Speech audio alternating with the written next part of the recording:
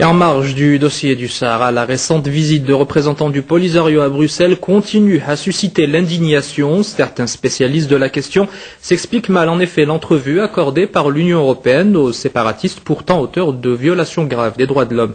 Reportage Hassan Bouhalouti, Shaib Hamadi. Mais quelle mouche a donc piqué les dirigeants européens? C'est la question que se posent bon nombre de personnalités dans la capitale de la Belgique et symboliquement de l'Europe. L'objet de leur interrogation, voire indignation, c'est la visite du chef du Polisario. Le premier à interpeller les instances européennes, c'est cet homme de religion. J'étais scandalisé, même choqué de savoir que le chef du Polisario était reçu à Bruxelles par la commissaire chargée des affaires extérieures et de la politique de voisinage, Madame Waldner.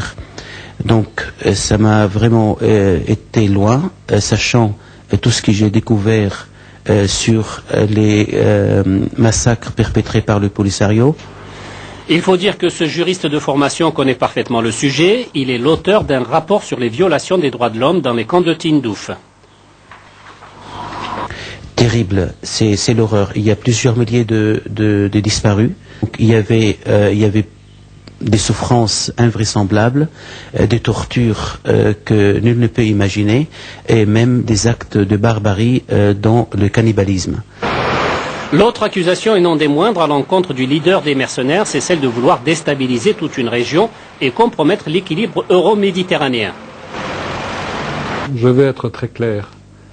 Je crois que l'Algérie commet une erreur très grave dans ce dossier. Je crois qu'il est tout à fait dommage que par l'attitude du gouvernement algérien, le Maroc n'ait pas pris sa juste et légitime place dans l'Union africaine jusqu'à aujourd'hui, et que ce dossier du Sahara empêche que le Maroc ait sa place dans l'Union africaine. Et ça, ce n'est pas acceptable.